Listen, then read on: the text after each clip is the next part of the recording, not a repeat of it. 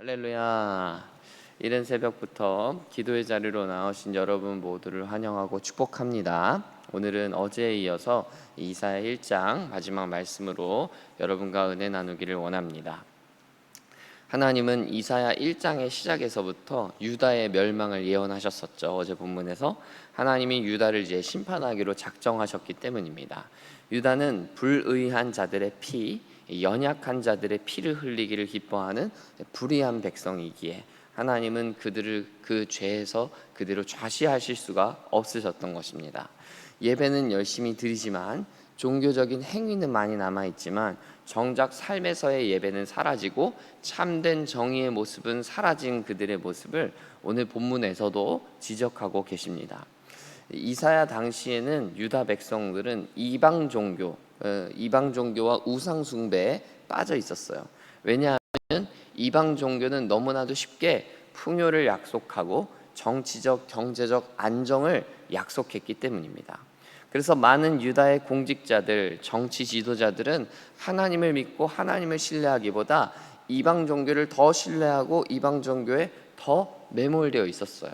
거기 가서 예배드리면 그거 섬기면 너무나 쉽게 안정이 될 거다. 하나님이 주시는 거는 그렇게 쉽게 안정이 찾아오지 않는데 이방 종교에 가면 풍요를 약속한다고 그렇게 믿었기 때문입니다. 여러분, 오늘날은 어떻습니까? 현대인들은 점점 무종교인에 가까워지는 것처럼 보이죠. 나는 기천불 어디에도 속하지 않습니다. 나는 무교입니다. 자랑스럽고 당당하게 말하는 사람들이 더 많아지고 있어요. 그런데 저는 오늘날 이 사회가 종교를 가지지 않는다고 하지만 더욱 종교심이 강해지는 사회라고 생각해요.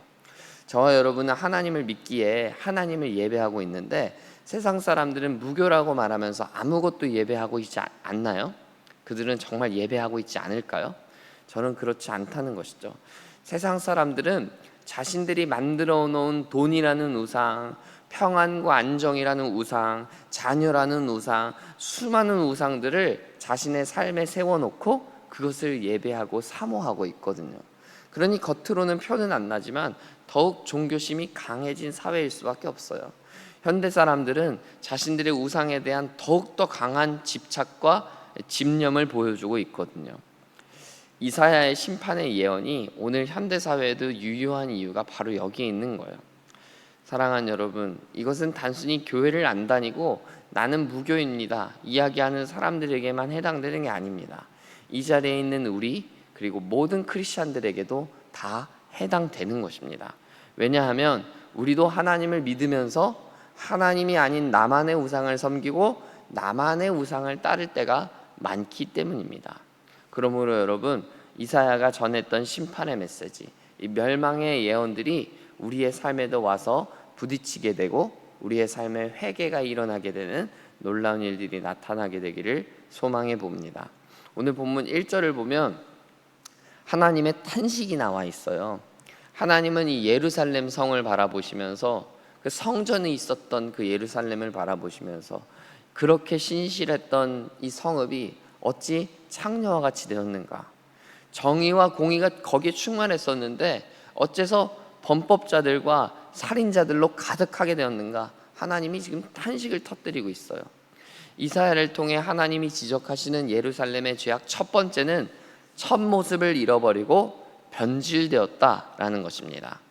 22절에서 보면 은이 찌꺼기가 되어서 더 이상 은으로서의 전혀 가치를 못할 만큼 망가지고 변질되었고 포도주에는 물이 섞여서 이게 포도주로서의 제대로 역할을 할 수 없는 모양새가 되었습니다. 변질된다는 것은 제 역할을 하지 못하는 존재를 의미하는 거예요.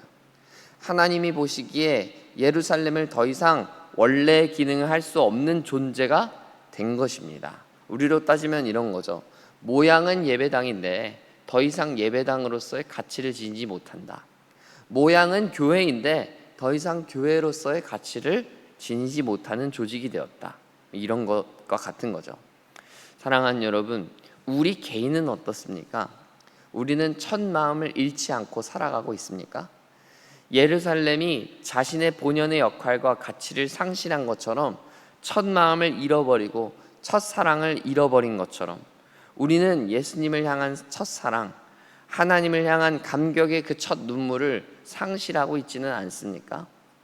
첫 마음을 잃어버리는 것에서 변질이 시작되고요, 변질은 결국 죄악으로 연결된다는 것, 이 중요한 사실을 우리의 마음 가운데 새겨야 하는 것입니다. 시간이 지나면서 우리는 하나님의 은혜가 익숙해지고 당연해지고, 동시에 하나님을 향한 사랑도 식어버리고 첫 마음을 잃어버리면 우리가 아무리 예배당에 나와 있는다 할지라도 결코 하나님의 사람이라고 자부할 수 없을 것입니다. 그러므로 오늘 이 아침에 우리의 첫 마음을 돌아보면서 예수님을 처음 만나고 영접했던 그때, 주님의 사랑에 감격했던 그때, 그 첫 마음을 돌이키며 회복하게 되는 우리 되기를 간절히 소망합니다.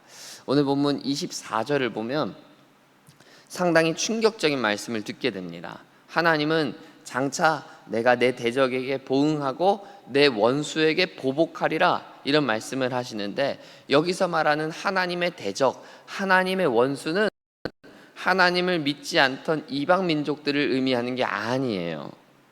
여기서 말하는 하나님의 대적과 원수는 유다, 바로 하나님의 언약 백성을 지칭하는 겁니다. 이미 변질될 대로 변질되어 버린 유다 민족들은 하나님의 원수, 하나님의 대적이 된 것입니다. 그렇습니다, 여러분. 성경은요, 우리가 하나님의 원수가 되었다 이야기하죠. 아담이 원죄를 범한 그때부터 사람은 하나님과의 관계가 다 파괴되어서 더 이상 아버지와 자녀의 관계를 유지할 수 없도록 하나님과 우리의 사이는 원수지간이 되었어요. 우리가 죄악과 하나님을 동시에 섬길 수 없듯이 우상과 하나님도 동시에 섬길 수 없습니다. 내 안에 우상을 섬기는 변질된 신앙은 이미 하나님을 우리의 원수로 만들었다는 것입니다. 하나님은 그런 원수와 같은 우리를 심판하시겠다 말씀하시는데, 여기서 오늘 본문을 끝까지 살펴봐야 하는 이유가 나옵니다. 하나님의 심판의 목적은 단순히 멸망에 있는 것이 아닙니다. 25절을 보면 은에 있는 찌꺼기를 다 녹여서 정결한 은을 만드시겠다고 말씀합니다. 22절에 찌꺼기로 덮여서 더 이상 은으로 볼 수 없었던 그 변질된 우리였지만, 하나님은 심판하심으로써 도리어 원래의 모습, 첫 모습을 회복시키고자 하셨던 것입니다. 여기서 우리가 정확하게 알게 되는 것이 있죠. 하나님의 심판의 목적은 바로 회복에 있다는 것입니다. 원래의 모습, 첫 창조의 때로 회복시키시는 것, 그것이 바로 하나님의 의도요, 목적이라는 것입니다. 사랑하는 여러분, 성경은 심판에 대해서 여러 차례 언급하고 강조합니다. 구약 성경이든 신약 성경이든 가릴 거 없이 심판에 대해 많이 언급해요. 그 이유는 하나님은 심판하시는 하나님이기 때문입니다. 그런데 이 이야기를 언뜻 보면 하나님은 마치 칼 휘두르기를 좋아하시는 분처럼 오해될 수가 있는데, 그러나 하나님은 그런 분이 아니죠. 하나님은 칼 휘두르기를 좋아하셔서, 멸망시키기를 좋아하셔서 심판하시는 분이 아니라 사랑하셔서 심판하시는 분이기 때문입니다. 부모가 자녀를 훈계하고 회초리를 들어 가르치는 이유는 자녀를 사랑해서 자녀가 바른 길 가기를 원하기 때문입니다. 사랑하지 않으면요, 이 회초리도 들 필요가 없어요. 무관심하면 됩니다. 네가 망하거나 말거나 그냥 두면 됩니다. 그러나 우리 주님은 그런 분이 아니십니다. 우리가 우상 따라가는 길을, 원래 모습을 잃어버리고 망가지는 꼴을 보지 못하시는 겁니다. 그래서 회초리를 드시는 거예요. 사랑하는 여러분, 자녀로서 우리가 맞기 전에 정신 차리는 게 제일 좋습니다. 회초리 맞기 전에 잘못을 인정하고 엎드리고 회개하면 됩니다. 그러나 그마저도 늦었다면, 이미 회초리를 맞았다면 맞고 나서라도 정신 차리면 됩니다. 하나님은 우리를 때리려고 때리시는 분이 아니라 우리의 회개를 촉구하시고 회복을 원하셔서 회초리를 드시는 분이기 때문입니다. 우리는 누구나 죄인이기 때문에 하나님의 회초리 앞에 있거나 회초리를 이미 맞았거나 둘 중에 하나일 거예요. 그러니 어떤 단계가 되었건 일단 우리는 우리의 모습을, 우리의 죄를 인정하고 주 앞에 엎드려야 합니다. 그렇게 회개하고 하나님의 회복해 하심을 구해야 합니다. 그게 우리가 살 수 있는 유일한 길이 되기 때문입니다. 그렇게 돌이키는 자 27절을 보면 하나님이 구원하시겠다 약속하셨어요. 때리던 회초리도 거두실 때가 있다는 겁니다.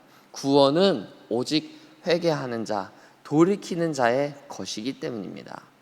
회개하지 않고 돌이키지 않는 자에게 구원이라는 합당하지 않아요. 구원은 받을 수가 없어요. 저는 우리 모두가 오늘 말씀을 겸허히 받아들이고 회개하기를 힘쓰게 되기를 소망합니다. 우리가 하나님 아닌 다른 것들을 섬기고 사랑하고 있다면 그 모든 우상들을 버려버리고 하나님 사랑하기를 작정하고 하나님께 내 전부를 드리기로 작정하게 되기를 소망하는 것입니다. 29절을 보면요, 하나님은 너희가 기뻐하던 상수리 나무로 부끄러움 당할 거다, 이런 말씀을 하셨는데, 여기서 말하는 상수리 나무는요, 이방 종교의 상징이에요. 하나님을 버려버리고 이방 종교를 따랐다 그랬잖아요. 유다 백성들이 그 유다 백성이 따랐던 이방 종교의 상징입니다. 이방 종교가 예배드리던 장소가 바로 상수리 나무였기 때문이에요. 즉 하나님은 우리의 삶에 있던 우상들을 꼬집으시는 거예요. 심판의 말씀, 경고의 말씀을 듣고도 돌이키지 않는 자들, 끝까지 마음을 완고하게 먹는 자들, 하나님이 반드시 부끄럽게 하실 거라는 거예요. 그런 사람에게는 구원이 허락될 수가 없는 것이죠. 이 아침에 우리가 무엇을 놓고 기도해야 되겠습니까? 다른 어떤 것보다도 내 마음에 깨닫는 은혜를 주셔서 죄악으로부터 돌이키게 하시고 회개하게 하시고 구원의 은총을 누리게 해주십시오.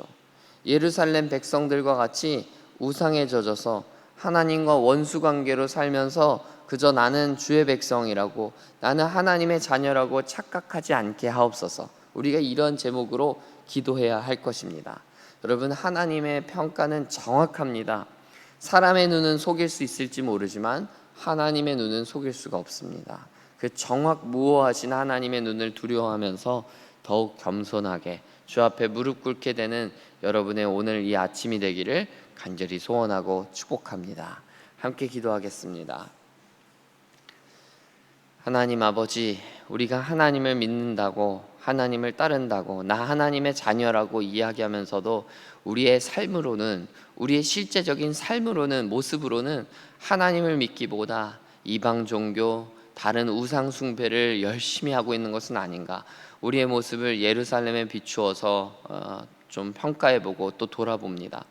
주님, 우리의 마음과 삶에 하나님 아닌 다른 것들이 자리 잡고 있다면, 하나님 아닌 다른 우상들이 우리의 삶에 자리 잡고 있다면 그 모든 것들 다 내려놓게 하여 주시고 오직 하나님만 바라보며 하나님만 의지하는 우리의 삶이 될 수 있도록 주여 도와주시옵소서. 하나님, 우리의 삶을 그렇게 붙들어 주셔서 우리의 삶에 있는 이방 종교의 부끄러운 것들이 다 무너지게 하시고 우리가 회개하고 돌이켜서 오직 하나님만 사랑하는, 하나님이 만드셨던, 하나님이 창조하신 그때 또 예수님을 만났던 그 첫사랑을 회복하게 되는 아름다운 우리의 모습이 될 수 있도록 주여 도와주옵소서. 예수님의 이름으로 간절히 기도합니다. 아멘.